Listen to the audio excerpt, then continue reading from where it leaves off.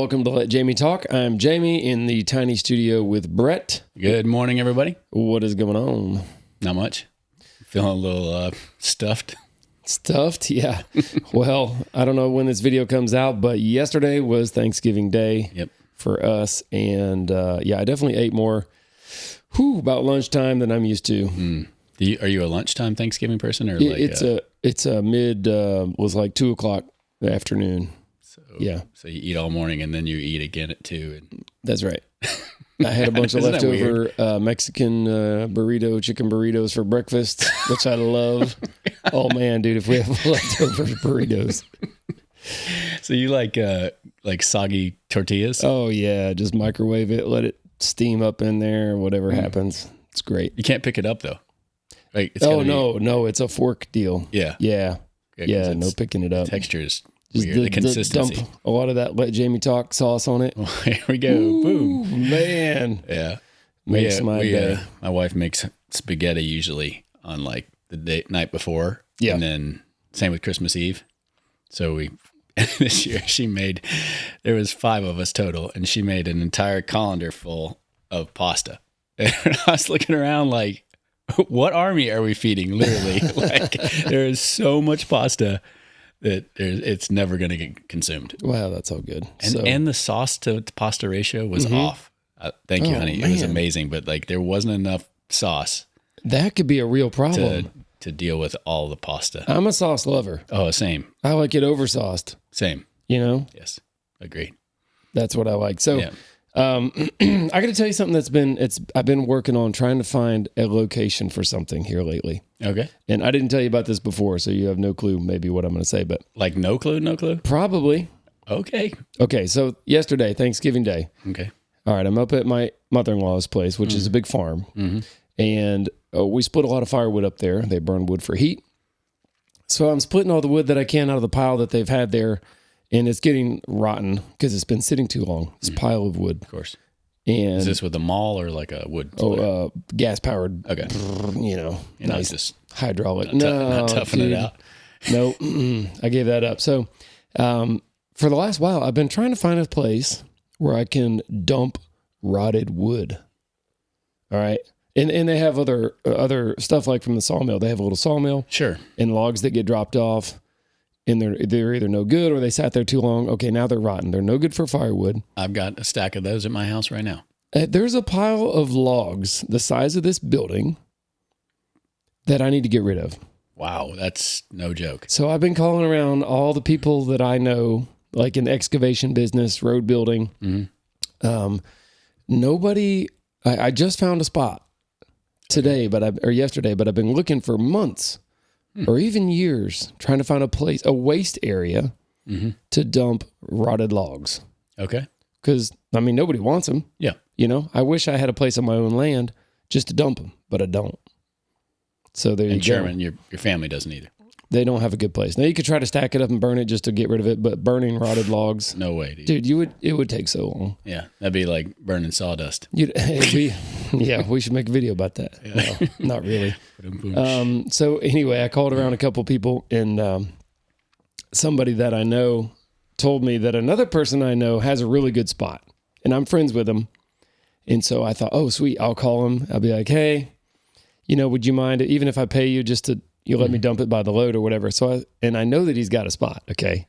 But I didn't say that I know he had a spot. I'm just like, hey, I call him up. Hey, what's going on? You're being passive aggressive about it. Is that what it's called? Well, not really, but I just thought it was called smart, but sly. I said, hey, you don't happen to know of a place, do you know of any place? He says, no, I don't know. I'm like, dude, I know you got a good spot. I know you do. He's like, nope, I don't know of any place. You're lying.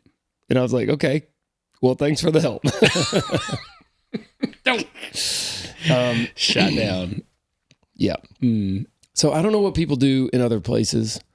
Maybe somebody listening can drop a comment. What do you do with it? There is a place at the dump you can take it. There is a landfill that is dedicated to trees and leaves. What would you call it? Yeah, natural debris only. Okay. All right. Now, where we are, there's you drive into this giant scale. You drive on this giant scale, and they weigh your truck, right? You go and dump your debris at the landfill, and then you weigh in again, and then they charge you for how much weight you dropped. So when I was in high school, 25 years ago, you could take whatever to this landfill as long as it was wood, like stumps, logs, whatever. But now you're not allowed to take anything larger than 4-inch diameter, tree branches maybe. Okay.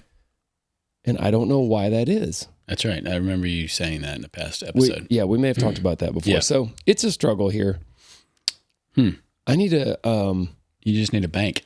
I just need a big old bank to dump stuff. Your place would be great. You got a big bank. I mean, it doesn't bother me. It creates habitat for worms and other vermins and it does. Groundhogs. And it's very natural. Well, anyway. Wow. So wait, you didn't solve... You didn't...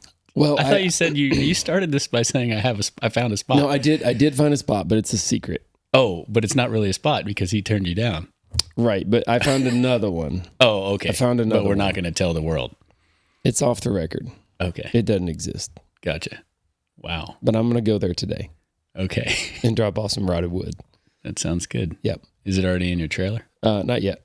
Okay. No, I'm going to do that. So you have an excavator out at Sherman's at that? They have one or something. Yeah, they have an excavator and they have a bunch of farm tractors and they have a nice commercial John Deere tractor, which is yellow because the John Deere people think of the green, but the commercial stuff is yellow. Anyway, he's got a nice loader. He's got a forklift and a loader, and it's a really nice tractor. So anyway, he can load all this rotted stuff. Okay. Yep. So I don't have to take a machine there. Interesting. That's good. Let's move on to this little thing I got down here on the floor. Okay. So we're doing a thing. I'm going to put the camera on you. Oh, good. We're doing a thing where we are going to give away my tool belt. Like the one you wear every day, or like one? No, I'll show you. Oh, I got it right here. Here we go. Let's see. Now it still has a lot of sawdust in it, so I'm not going to get too crazy with it here. Oh, I almost can't even put it down here. There we go. So we're doing a giveaway, and there'll be a way for you to sign up through social media where you're going to have a chance to actually get my real tool belt. I'm thinking about washing it. I don't know. What do you think? Should I wash it or should I just leave it covered in sawdust? I mean, we could pressure wash it. Pressure wash it. Come on. But it'll come loaded with my hammer, my tape measure, my chisel, my square, even my little, I really do love this Klein little mini level, torpedo level, and my knife and everything. So, we're just, I don't know. It's not going to be long. So heads up, we're going to set some stuff out on social media where you can sign up. Yeah. And you could possibly win my belt. Now, I don't know why anybody would really want my belt, but I'm telling you what. I mean, we thought about giving away just a belt and the stuff that's in it and buying it. But it's like, let's just do something a little different. Yeah. And so it's going to be for Let Jaime Talk and Perkins Builder Brothers and all the social medias and everything. And just, you'll be able to sign up and be friends with us and hang out with us. But you also have the opportunity to win Jaime Perkins' actual tool belt. Well, there you go. I mean, you can just tell your friends. Sign it. You could sign it somewhere too. Yeah, maybe. I'll put a note in it. I'll stick a little note in the pocket. It actually came in when Ben and I were talking about it, that the time you sent your actual belt to that guy. Oh, right, and right. he called, right? Yes. He's called recently, or he got back into, and I was at the Jobsite when that came up, and that's where I was like, why don't we just give yours away? That was a good, yeah. So, there was a guy that bought a Perkins Builder belt. Yeah. And he tried to email the customer support, and the guy that does the customer support was on the other side of the world, and he's like the guy. He was unavailable, and this guy was just like going nuts about his tool belts. There was like a little latch that was broken. Yep. And I'm like, look, guy, I don't know how to help you other than I got one just like yours. It's mine. I'm going to send it to you. And I did. There you go. Right. So now we're going to do that for fun. Which means you need to start working on a new tool belt because that one's going to be gone soon. Well, I don't have one lined up yet, but I think I'm going to just order one. Yeah. Well, or call my brother. The shameless plug, you could just use all the new clip-ons. I could do that too. We're trimming out right now. That could be a good lead into the next episode because you guys talked about the Max pack. I know. And Max is like, can I get some royalties? Somehow I missed that until I read all the comments. Oh. For this. Right. Of the making of this. Well, you probably weren't even there. I don't know. I was somewhere. Yeah. See? I was trying to think if I was there that day that Eric was doing all that. And I don't know that I was. Oh, I was going to ask you a question. Doggone it, and I forgot. All right. I had to get up and get a pen because it'll come to you. Ben wants me to take some more notes. Oh my goodness, yeah. I'm a terrible note taker. Yeah, but you're a great listener. Great listener. You're a great pay attentioner. I appreciate that. Well, let's get into some comments. Hold on. I do have a thing. Okay, go ahead. I remember now because we were talking about it just came up the John Deere tractor being yellow versus green. And, I put out that video about the diesel fuel. And we got comments from all over the world. Oh, really? What did they say? Well, green is actually more common throughout the world for diesel. For diesel. Yes. And so it was interesting just to see those like, oh, in New Zealand it's green. And I'm sorry if I'm mixing it up countrywide right now, but sure. There was several comments about it being that color in other places. And then other people were like, I hate BP. I refuse to go to a BP because of that. And I've known 2 people that have done it. And then I have diesel, because I have a Sprinter. Well, I don't, but my company does.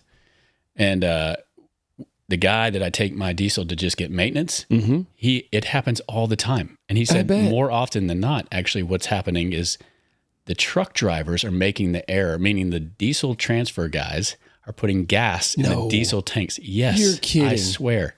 He said that he sees that more than the consumer mix up. No way. Yes. Yep. This is one of those things. So always go back and check, like if it actually happens to you, because it can happen. I mean, it literally can just happen. It could have happened to you that day just by grabbing the wrong handle. But always go back and check, and which handle you went to, right? And make sure it's diesel, and then go, hey, I put this in my pump. It's not diesel. That is the craziest thing I've heard. Yes. So it's not always your fault if it does happen. Well, it has not happened to me yet, but I have one gas truck and one diesel truck, and so every day that I need fuel, I'm like, okay. Oh, and then my wife came home, and I use premium in some cars and not in others, and she's got to a gas pump the other day, and it had 5. It had 5 choices. Yes, it had 2 or I was trying to figure it out. It had a 3-tier regular unleaded gasoline. Then it had an ethanol free and a diesel all at the same pump. Wow. And she was like, too many choices. Yes. Yep. So then we came up with the idea that the diesel should be like a triangular insert. A different shape. Yeah. Why isn't it? It's just bigger. I don't know. What I really like, if I'm going to get diesel, is if I can catch one of these gas stations that have the semi-tractor trailer pumps. Because they have a huge nozzle. Oh, yeah. And they run I say something else, but they run like 4 times as much fuel, like fast. But what I can't figure out is why they hardly ever have a card reader at those pumps. What is the deal? I don't know. Why? Now, I think at truck stops, I think you can get an account. Like, say you drive a truck for, excuse me, XYZ company. Yeah, if you drive a truck for them, they're going to have an account that's linked with all these truck stops. So you just go fuel up, and you don't, the driver's not trying to pay the bill. It goes to the business owner. So, yep, maybe that's what it is. Why don't? It was a good question. It came up over Thanksgiving dinner yesterday. Yeah. Why don't they make it like diamond shaped or triangular shaped? One of them. Why do they both have to be round? We'll never know. It just seems dumb because it's a bad mistake. Like it's not an uncommon mistake, and it's a big one potentially. Oh yeah. So anyway, maybe somebody can help us with that, or somebody can go out there and figure it out, patent it, and throw Jamie some royalties. Nah, I don't. Nah, it's all right. We're making so much money on this podcast, bro. I don't need no money. Yep. Oh, right. That's a good one. Touche. Boom. Okay, let's start some comments here. All right. We're doing comments on the mega build still. And I'm going to say this, man. Look, you're not going to hear me say that for much longer. Oh, yeah, buddy. I know. You heard it here first. People may not believe me, but you're not going to hear much about the mega build on this comment section for much longer because it's almost over. Yeah. I'm excited. I think you should be excited. Well, okay. For several reasons, but... Well, go ahead. What are the reasons? Well, I mean, number one, it's coming to the end of a job, which is always exciting because then you're on to new things. This particular one is 3 houses long. So, it's you get to start something fresh. You get to move locations, all the things. I mean, change of pace, change of scenery. Yeah, it reinvigorates the guys, the crew, I mean, Jason's out there just cracking jokes just to crack jokes all day long about leaving. We're almost all going mental. Yeah. And, I got to say, in reading these comments of this video, this is video 121. I mean, I think our audience is getting a little bit, I don't know what's the word. They're not aggravated, but they're just like, come on, are we really still here? And that's the way we feel the same on the job. Yeah. But what we're doing with the videos is we're taking you along for the experience of what we experience at the job. And that's what it is. It is dragging on. It is taking forever. Yeah. The stucco guy is elusive, but he's a nice guy. I love the where's Waldo. Where's Waldo? I know.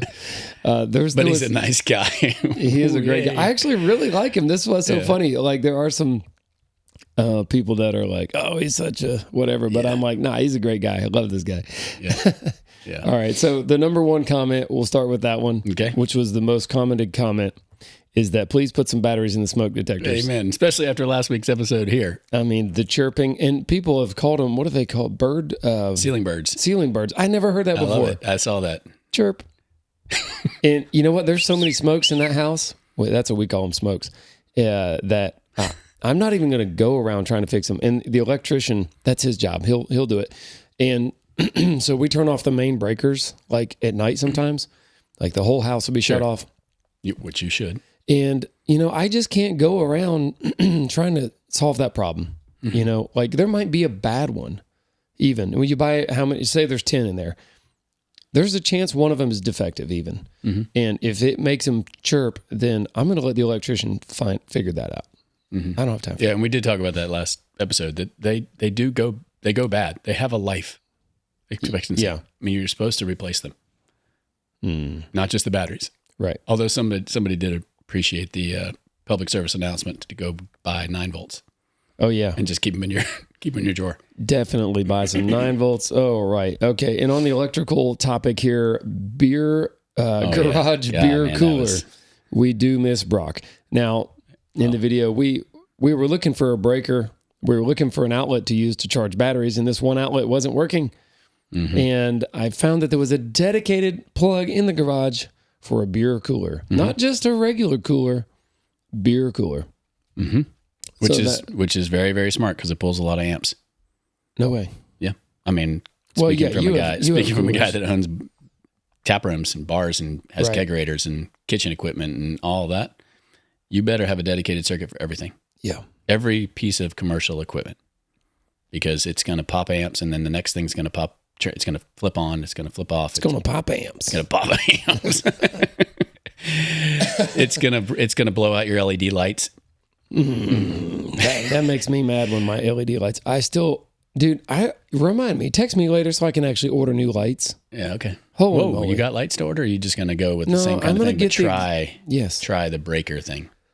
I think that's what I'm going to do. Okay. Yeah. If anybody doesn't know, we threw a short out there about a week and a half ago, and Jamie's been talking about his lights in his garage forever.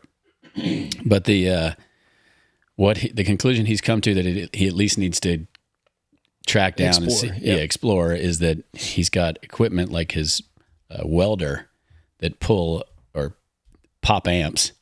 Pops amps. That is probably causing the LEDs to burn out. I mean, it is not very burning possible, out, but they're doing something's happening. They are dying. They're dying way too fast. Yeah. And one of the reasons is because one of your friends has the same setup in his garage at the same time period, and they're all good. His are great. Right. So it's something else. You got some light vampires. Yep. So on the job right now, we are having the well drilled for the house. And that's great because I've been making phone calls trying to get this done for months and months and months. Things move so slow sometimes. When you're not in control. You think you might be in control of something, but not really. And right now the well is about 850 feet deep, and they got almost 2 gallons a minute. Okay. And give me some background. What are we hunting for? What's normal around here? It hasn't been raining a lot. Okay, it's been kind of dry. I will tell you, the house that I grew up in, we had a half a gallon or a quarter of a gallon per minute, very low. So we had to be super strict on, taking long showers or using too much water in the sink or whatever. Very conservative of water. Where I live now, I have 1 gallon per minute, I think. Now, just a gallons per minute is not the end-all be-all number, because if you have a really deep well and the water fills up and actually fills the whole drilled area, you could have a lot of water in storage.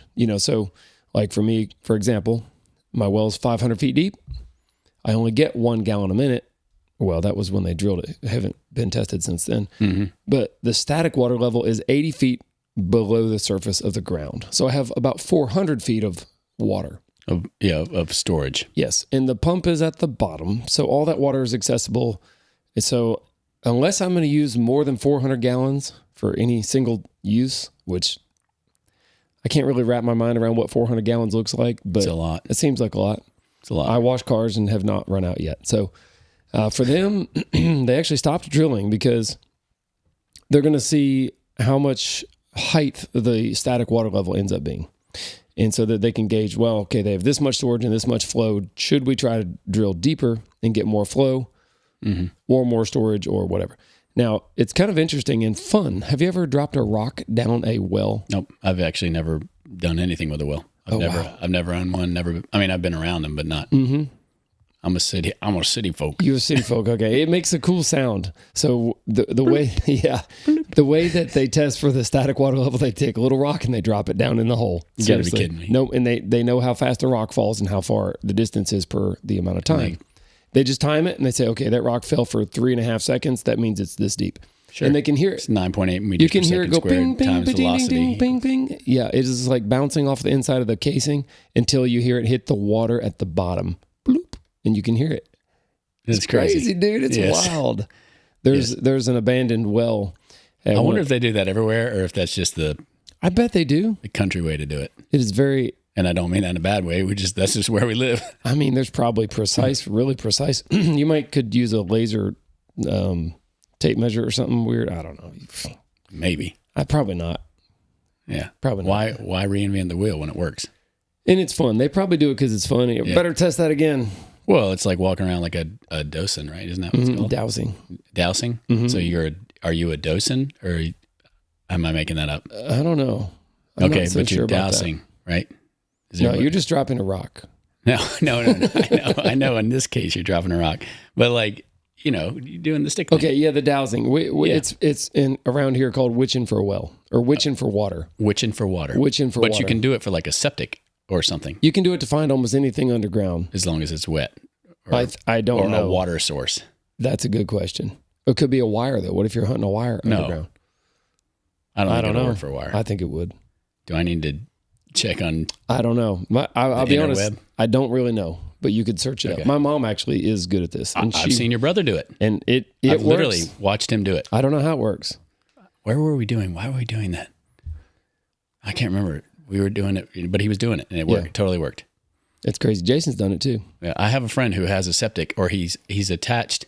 I shouldn't say. I'm going to say this, but he needs one. You heard a story about a guy. Yeah, about a guy who's on city sewer, but at some point, because his house predates city sewer, he had a septic, and he's like, I don't know if it's still there or not.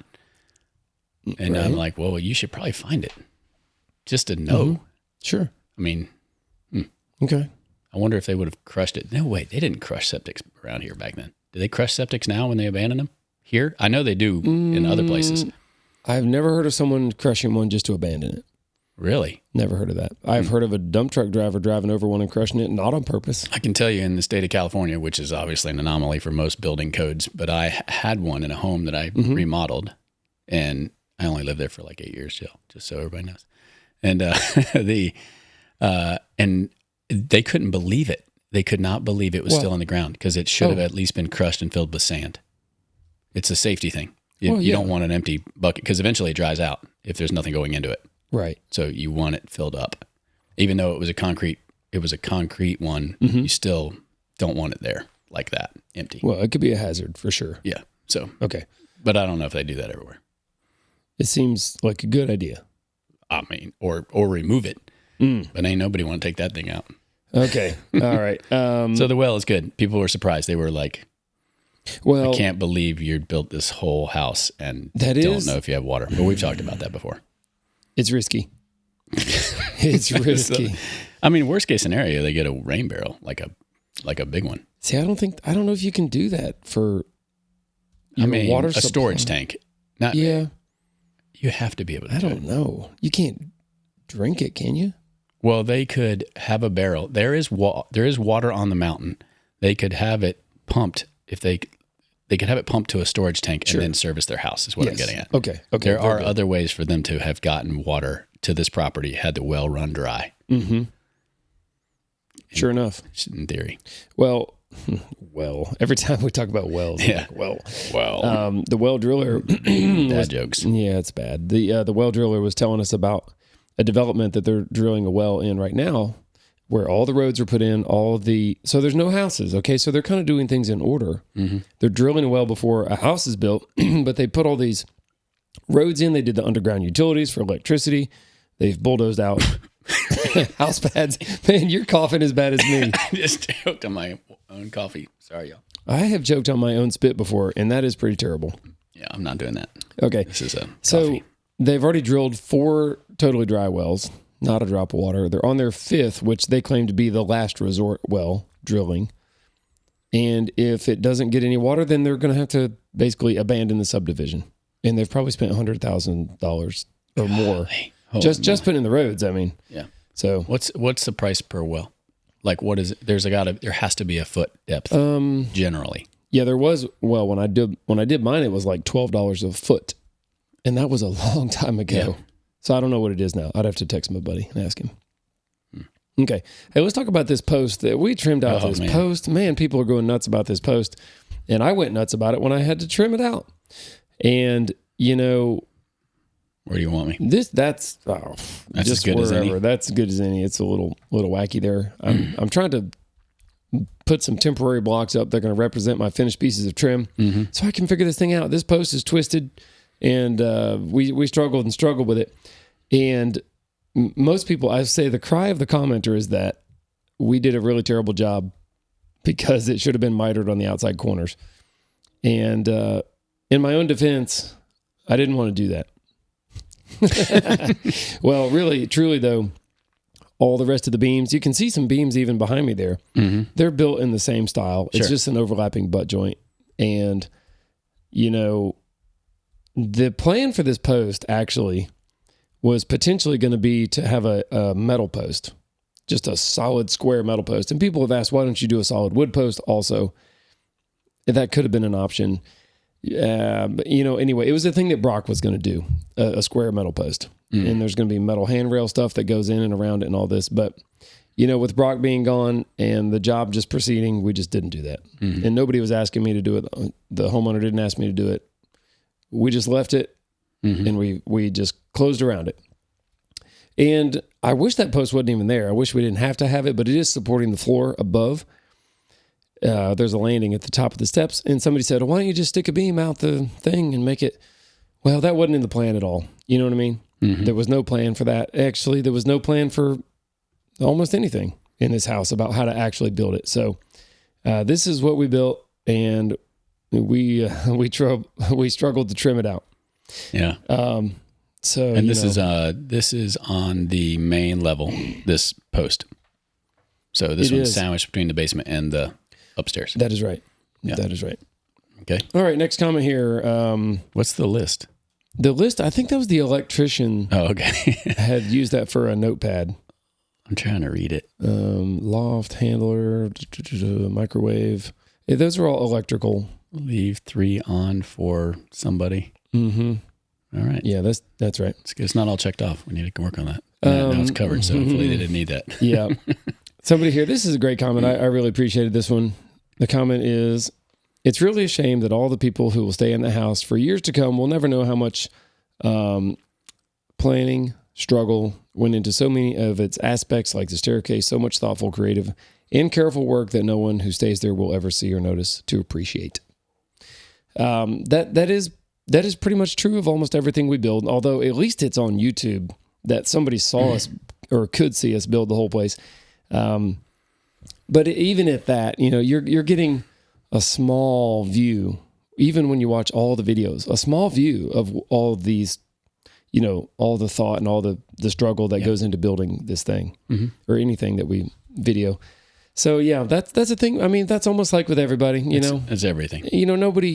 Nobody can fully appreciate truly what's behind the scenes of anything unless they're the one doing it so that they fully understand it. Like, I don't know what it's like for you to run your business behind the scenes and all the stuff it takes for you to keep your business going. Nor do you want to. And there you go. I don't even want to know. Yeah. You just want to walk up, order coffee, have fantastic casserole brought to you on Friday mornings. That's why you do it. So I don't have to. That's why people pay for your product.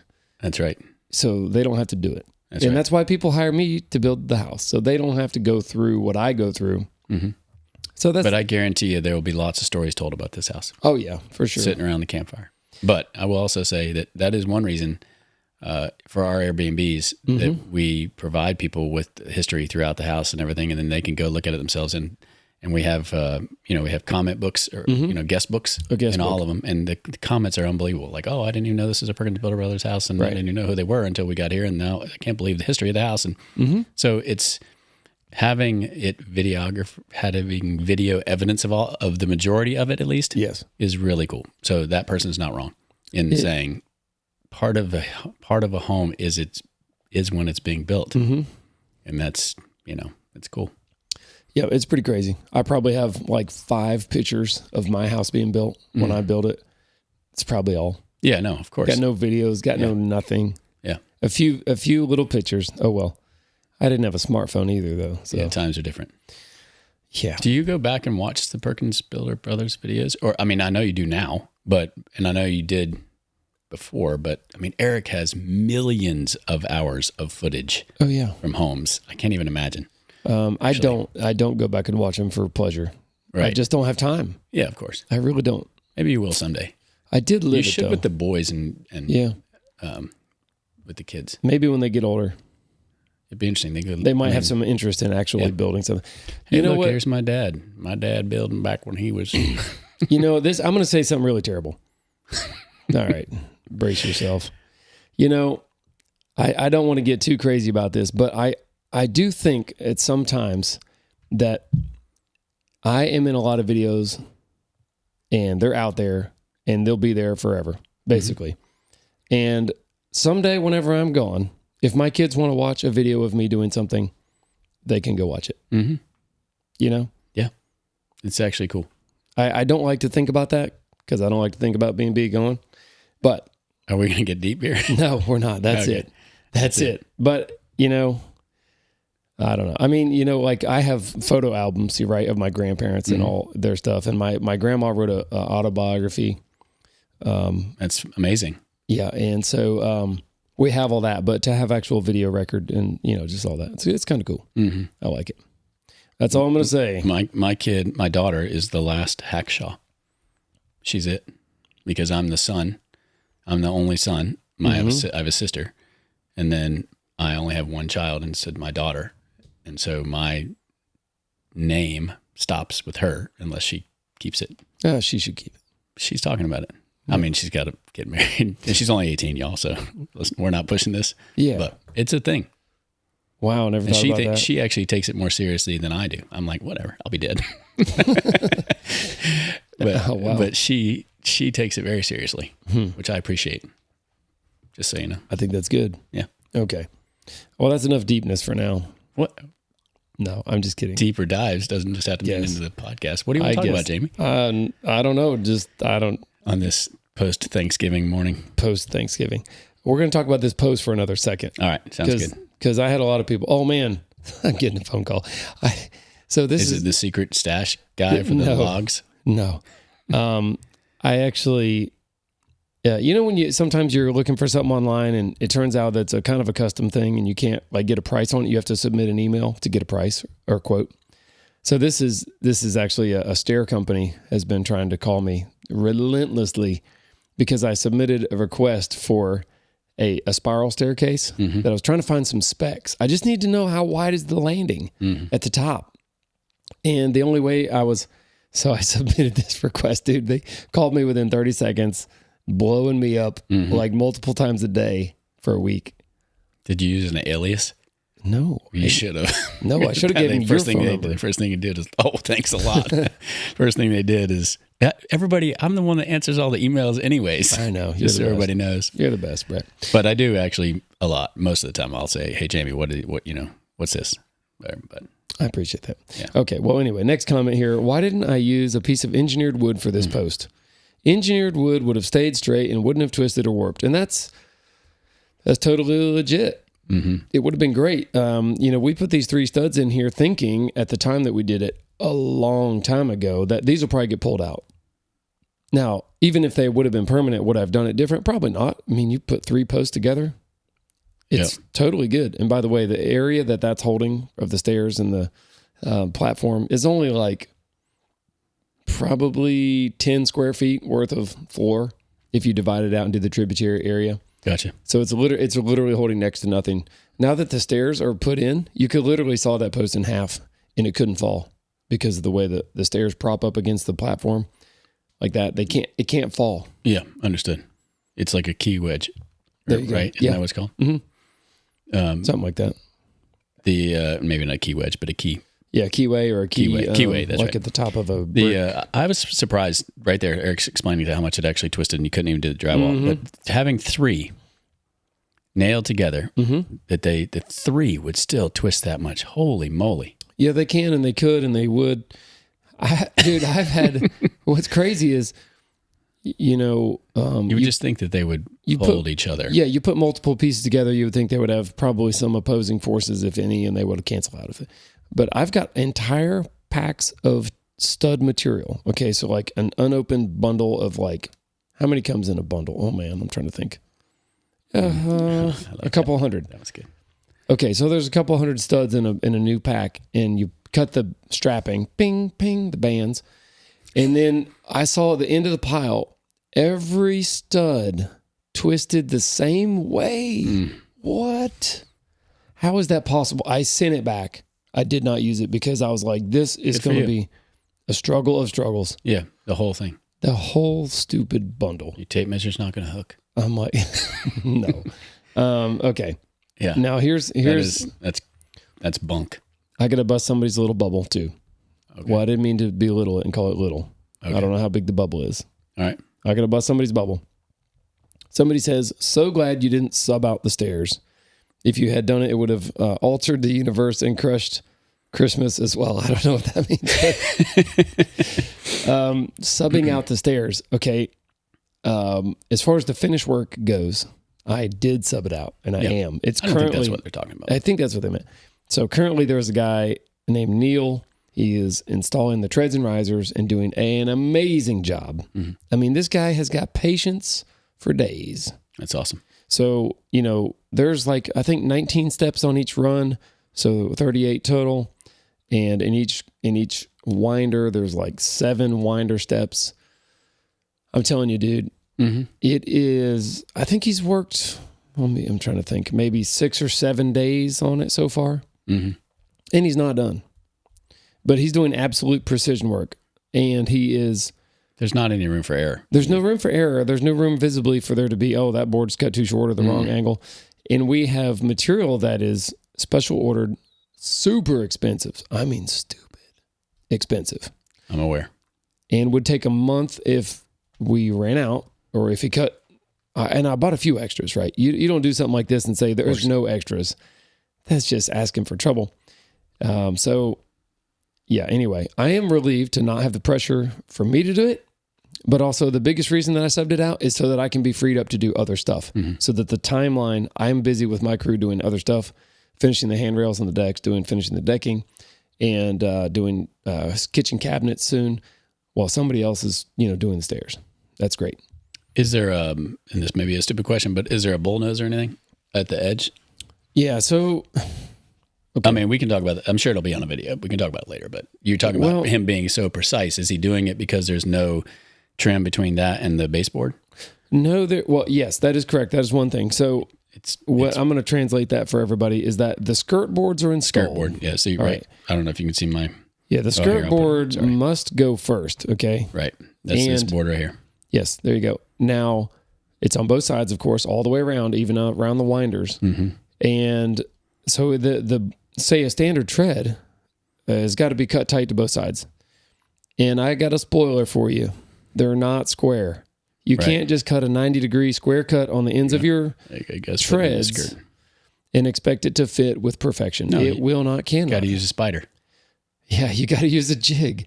Something, build a template, do something to get the exact shape of it. Even though it's a rectangle, let me say there is shape to it. It is not going to be perfect. No matter what. I've never done one that is perfect. You just cut them square and they fit. Sure.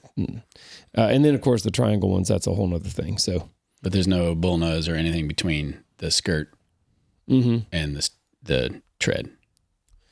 Correct. There's no other trim component. There's a tread and a riser, and they almost fit tight. Now, the tread has what we call the bullnose edge. Of course. It overlaps the riser on the front, and it has the nosing built in, and that's all good. And this is a kind of a cool design. The nosing, you'll see it in the videos coming up, but it's like a square edge, so kind of like it appears to be a really thick tread.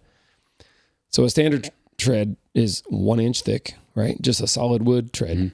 All right. Now, this has the appearance of a 2 inch thick face. Yeah. So it's a kind of cool look. It's square, it's modern, it's clean, it's very sleek. It is not decorative, it's not ornate, it's rustic. Yeah, it could be called rustic. Okay. It's plain. Yeah. Well, like everything else is kind of I mean, there's no minimal no trim. Right. It really fits. It's clean. It's clean. It's a good look. It looks nice. Sweet. Did they come pre-stained? Yeah, pre-finished to match the flooring. Whew, that's even worse. Yeah. Don't make any mistakes. Exactly. So what I was going to say too is that this is an engineered wood floor. Okay. Now, I have had trouble over the years with engineered wood floor, any kind of, what do you call the floating floors, the LVP or snap together floating floors. Those kinds of floors tend to not have like stair parts that match them. You know, like, okay, well, what if you're doing the floor and the stairs? You just have to figure out the stairs. I was actually concerned about that. Or they make like goofy little trim pieces that do the outside corners, but they're terrible. I mean, in my opinion, at least, I don't like them. And I've always hated that because the floating floors too, you know, you're supposed to leave a gap and let it float. Well, what if you got to nail it down somewhere at the edge of the stairs, or you got to have a thing? You can't just flop and float around. So I've always not liked that, but this is a glued down, nailed down floor. It is not floating. At any rate, the company, I don't even know the name of the brand. You could probably look on the box in the video, but they had a pretty good selection of stair components that could be matched, but they're all custom made. They're not in stock. Right. They literally made this order for this house. How long did it take? Like 6 weeks to get the stair components. Yeah. Yeah, and it took like 2 months to get the flooring. Yeah, I was worried about that. I think we were on the phone, or you called me when you were in Asheville picking it up and told me how much it cost. And then I was like, oh God, I hope it matches. Yeah. I mean, I don't know. I don't want to say gone are the days, but this never was a problem in the past. Like more than 10 years ago, you would do like wood flooring, 3/4 inch solid wood flooring. If it's oak or maple or whatever hickory, you could buy the treads that match. And that's basically all. It's, you know. And you stain it all in place. Yep. Man. Well, and it was pre-finished, of course, as well. But yeah, a lot of times just finish in place. So, okay. Yep. Somebody was commenting about the winding. I was trying to hold a board on the side of the thing and see how much twist was in that post, you know, too. And the winding sticks came up. So a winding stick is a way, like if you're flattening a board or you want to see how much twist it has, you exaggerate the twist by setting two sticks that are longer than the width of your board, and you sight down them like you're sighting down the barrel of a gun kind of, and you cross the two sticks. Hey, which camera's on right now? Me? This one? Okay. Yeah, I don't have any winding sticks in here. But if you put two boards like this, and then you can see how much they're tilted, and you can tell whether a board is flat or not. So that's kind of a little bit about what I was trying to do on there. So, okay. Are you ready for a random story? And this, I'm only telling it because it ended up in the comments. Okay, a driver in North Carolina, meaning a person driving a car, driver, told the dispatcher, had called 911, told the dispatcher that a carcass had crashed into her windshield along the highway after a feline was dropped from the sky by a bald eagle. The woman called 911 on Wednesday morning to report the incident, saying that a bald eagle had dropped a cat into the passenger side of her front windshield on Highway 74 in Swain County near Bryson City. Yep. So literally an eagle grabbed somebody's cat flew up in the sky, for some reason dropped it, and it went through the windshield of somebody's car on the highway. Mm-hmm. And I heard the guys talking about this or something a little bit. There you go. It just so happened, there it is. Wow. Yeah, that's no joke. And the cat didn't make it. I think the cat was already dead. They determined it was already dead. Good. Probably scared it to death. Maybe they said that just to make us all feel better, but it was no joke. That actually happened. That is from a bald eagle dropping a cat into a windshield on the highway. Pretty crazy. Well, I got a phone call about this because Arlo actually saw the car and called me. He's like, "You're never going to believe this." And I'm like, "Okay, what do you got?" So that happened this week. Yeah. Crazy. Yeah, little old Bryson City made national news. Look at that. Oh, was it on the national news? Yeah. Well, I mean, that's TikTok. Well, that doesn't happen every day. So craziness right there. Yeah. Anyway. Mm-hmm. Oh man, and the stucco columns continue on the job. We're actually right now we're done with our portion of the stucco work, or the prep work we're going to call it. But there was a pretty good amount of this video that was still ongoing. Jason working on columns. Somebody commented here, "You're stucco guy. My goodness, are you going to mix his mud, carry it to him, put it on his trowel, and help him move his arms? When is this guy going to do something?"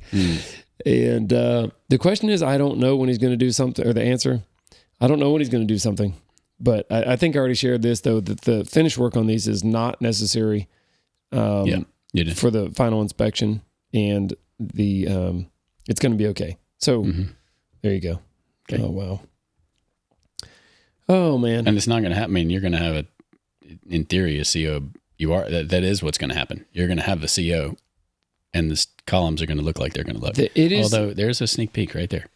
Well, there you go. Yeah, so right here, y'all, you can see it. It is. So this is, well, maybe we're going to talk about this. No. Is this a comment? No, go ahead. Okay, so, well, you're the contractor. But anyway, see this section right here, guys, at left corner?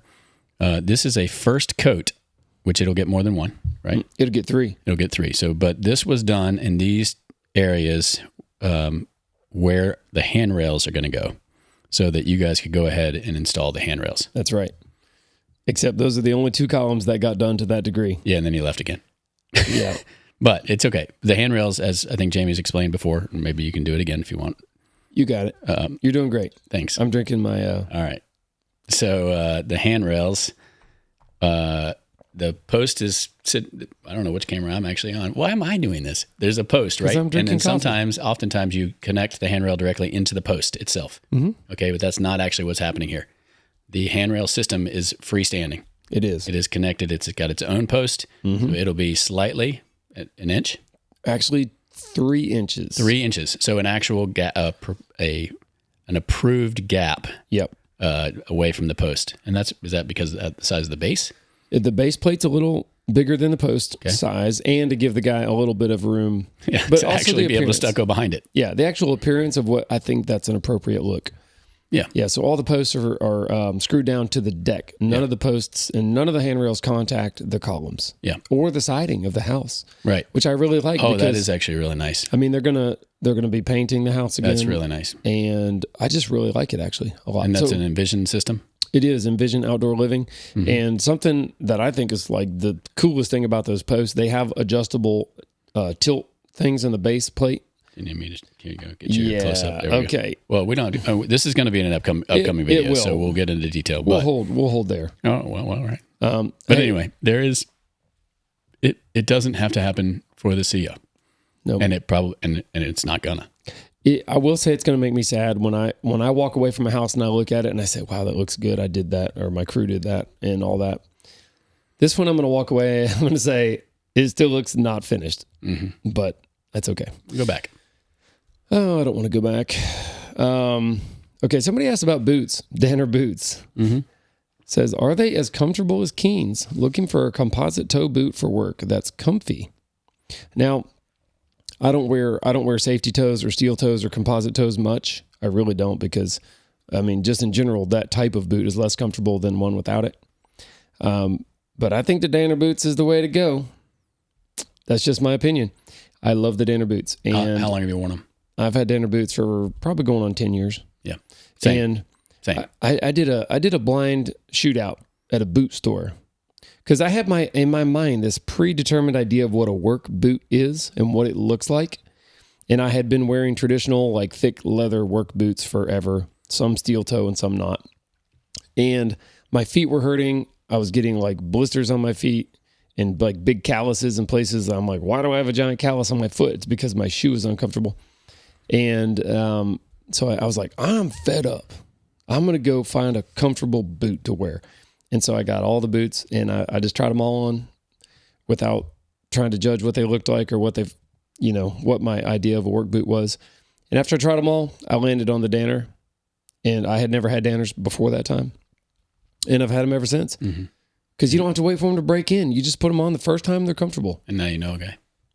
And I'm not now kidding. You really know a guy. If you saw me how many pair of Danners I have bought. Yep. In my bought. That's the key word. Not sponsored by. This is all pre-sponsorship. That's right. Now, Perkins Builder Brothers is sponsored by Danner now. But only recently. Yeah, just like a couple weeks ago. And I've been wearing them for 10 years, and I love them. Yeah. So same. Genuine opinion right there. I'll tell you something. So I sell shoes for a living. Hiking shoes. You're like that guy, Al Bundy? Al Bundy. No, God, please, no, gosh. I am not like that guy. I just, but it's a trick question. Everybody's foot is different. Everybody's going to like a different style boot. Sure. Jamie and I and a lot of the crew and a lot of other people wear Danners. I'll tell you one cool thing about Danners, and this has nothing to do with anything. I'm not sponsored by Danner, but if you look inside them, they're now making more and more of them recraftable. Okay. So the made in America higher end is called the Portland Select boot, which is a $300 work boot. A lot of timber guys wear them. They're like the traditional, what you think of when you see a mountain, like a hiking boot. Okay. The red laces. That's a Portland Select. That's a subsidiary, or not technically a subsidiary, but it's a brand of Danner. Okay. So those are always recraftable because they're made by hand in America. A lot of their other boots are made in Vietnam and other countries. They have started to make them recraftable, which makes it really, even though it's a $200 or $230 composite toe work boot, you can send it back for like $60, and don't quote me on that, and have it resold. Right. And they'll not just resole it, they'll recondition the leather and put the boot back together basically as well as it can be. Nice. That's a pretty amazing feature, especially for a work boot, because you're going to destroy it. They do. They get abused. It's a rough life. So even the Mountain 600, which is what Jamie wears a lot, but it's technically a hiking boot. And that's not what you're wearing now, I don't think, but traditionally that's what you've worn. It's now recraftable. So that's great. It is. I wear them out. I put a lot of miles on. You can send them back. I put a lot of miles on. John, they don't care how many miles. I got to get a phone call. Sorry, John's calling me. All right, go for it. No, I'm just kidding. I'll have to text him. Well, you could just say you're on the podcast. Say hello. I will. No, I already went to voicemail. Okay. So anyway, there you go, Danner. I hope that helps answer that guy's question. The Keen Danner. I hope so. Okay, comment here. Jamie, are you going to do metal handrails? And I think what they mean is inside the stairwell. The answer is I am not, but there will be metal handrails made because the homeowner is friends with a person that does this professionally, and they have some fancy computer software, and they have like an ability to come in and actually like scan the interior of the staircase and create their 3D model from a scan instead of just trying to draw it. If you draw it, it'll be perfect.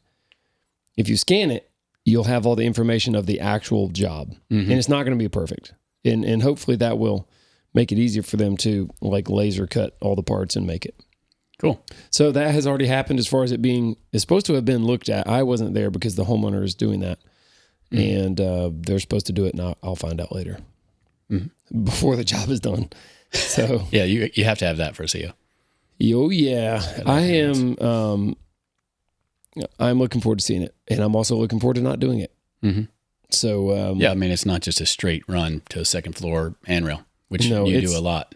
It's going to be a little complex with the winders, and let me try to explain a concept here that not everybody knows, is that the handrail section, which would include what we call the infill panel, which is whatever makes up the body of the if it's a 3 foot tall handrail section, there's going to be a top cap usually.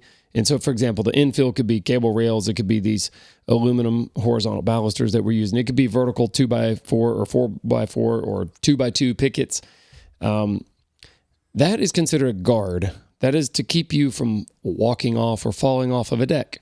A handrail is the thing that you hold onto while you're climbing up the steps to aid yourself in climbing up the steps. Okay, so the guard system is not the handrail always. And it is because the top cap of the guard does not always meet the requirements of the hand grip specifications. There's a certain requirement for the shape and the size of the grip of the rail for you to have a good grasp on it to actually be able to help yourself up the steps. So if the top cap is a 4x4, nowhere close. Now, does that mean that every house that has a big top cap has an additional handrail? No, because sometimes... But it's supposed to. It is supposed to, yeah. So this one in particular most likely will have a guard system that's going to be a nice fabricated metal panel-looking thing with something that mimics probably the design of the outside handrails, which you'll see in a video coming soon.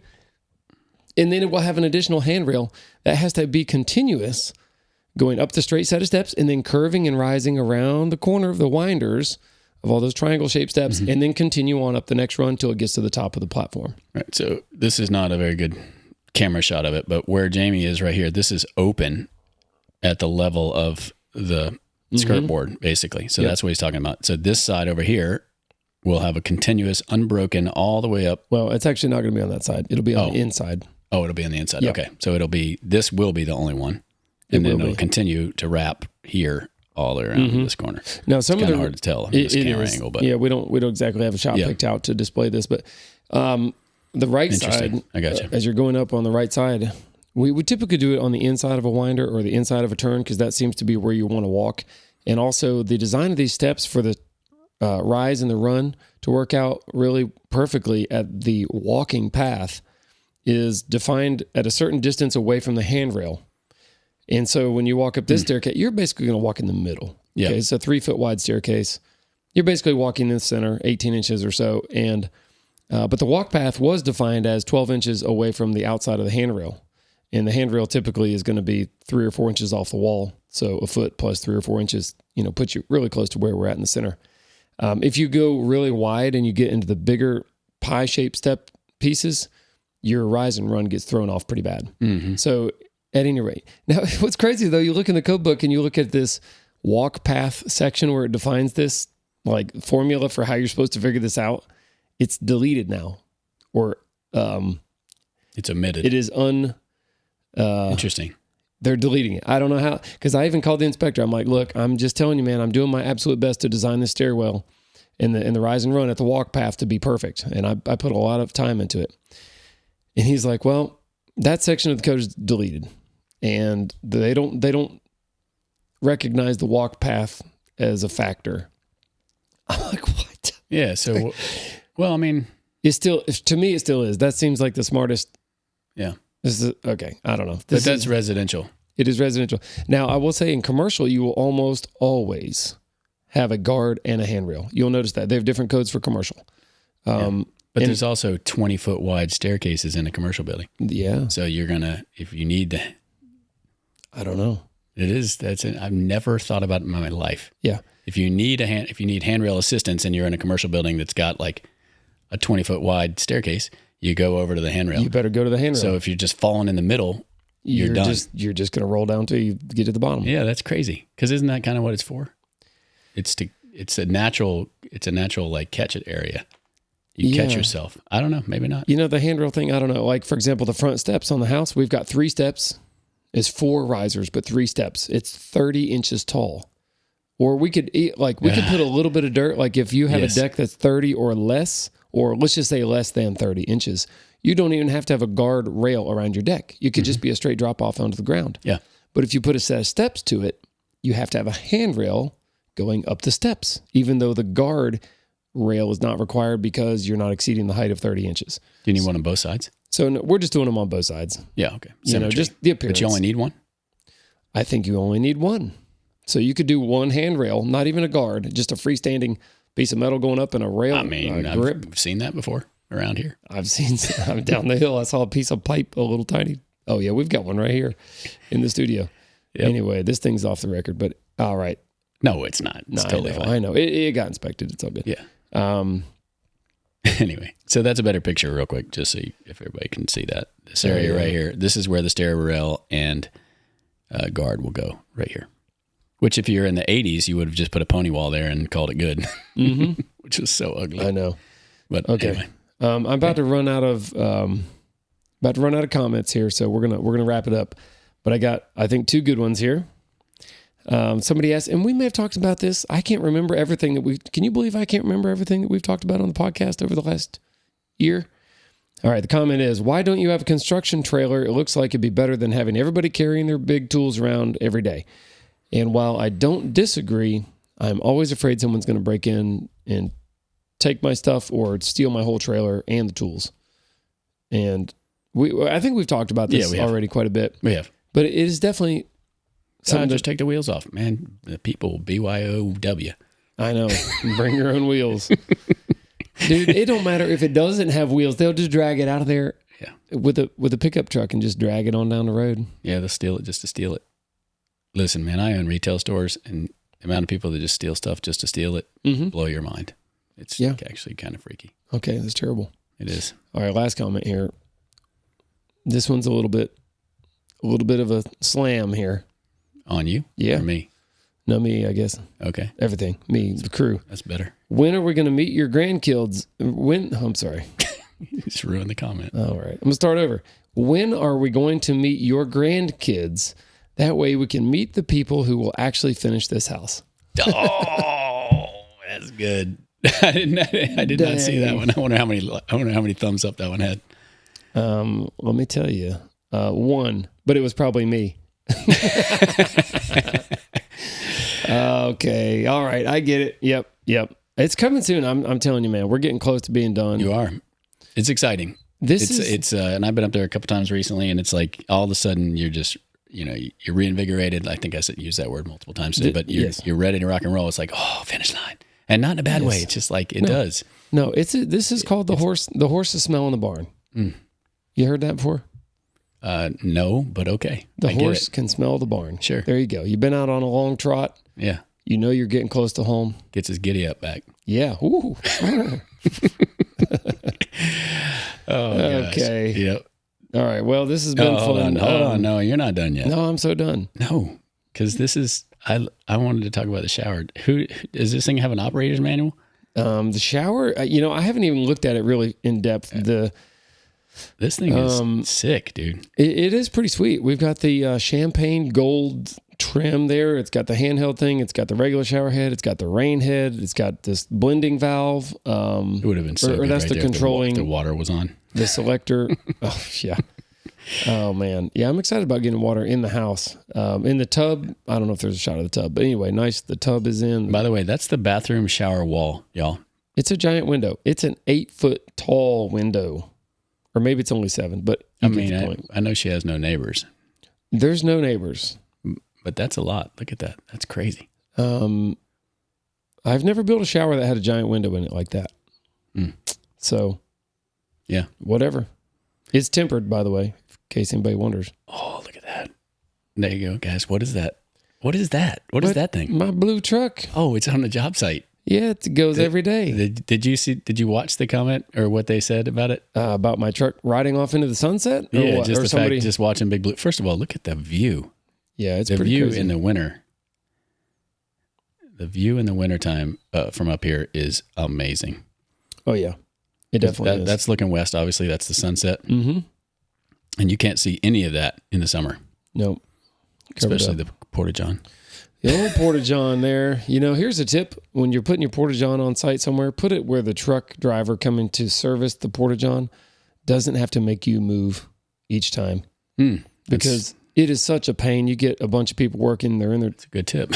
And that Porta-John, if you have to move. Give me a short of a pro tip. Put it away from the job site, downwind, and where the guy can service it without anybody moving. That's right. All right. Yep. How is it having blue? Oh, it's great. I love it, man. I've been driving that thing now every day that everything's fixed. It's a dream come true. Yeah. It's a real pleasure to drive that truck, honestly. All right. Well, hey, I'm going to make one comment. Okay. So it is in North America or in the United States, it's Black Friday. Okay. Small Business Saturday is tomorrow. Shop small, y'all. Shop small. Shop small because So, I don't know, somebody's done the study, but it's like 65% of every dollar that you spend in your local area goes back into your local economy. That's a lot. Yeah. And it does. You know, it all helps. So shop small. Very good. Yeah. Perkins I'll Builder come Brothers. down and buy some Danners from you. Yeah. No, you won't. You don't have to buy them anymore. But somebody might. Well, for my wife and my kids, they wear them too. Oh, yeah. True. They do. Yeah. Danners are really good boots. I'm not just saying that. And I'm not sponsored by them. But it is my go-to boot. It has been for 8 years, and I sell hiking boots. Mm-hmm. So, and they've gotten more expensive just like everything else, but they're well made. You can try to destroy them. And I've thought about it a lot. Like the one that we both wear, the Mountain 600, it's got a stitch on the outside part of your foot. And I was really concerned about that for a long time. Like, is that going to blow out? Right. I've never had one blow out. I never have either. Which is pretty I amazing. wear the rubber off the bottom of them before. I've never had one actually fail in any other way. So, well, that's saying a lot. How are they on roofs? You were really good. Okay, so really even good.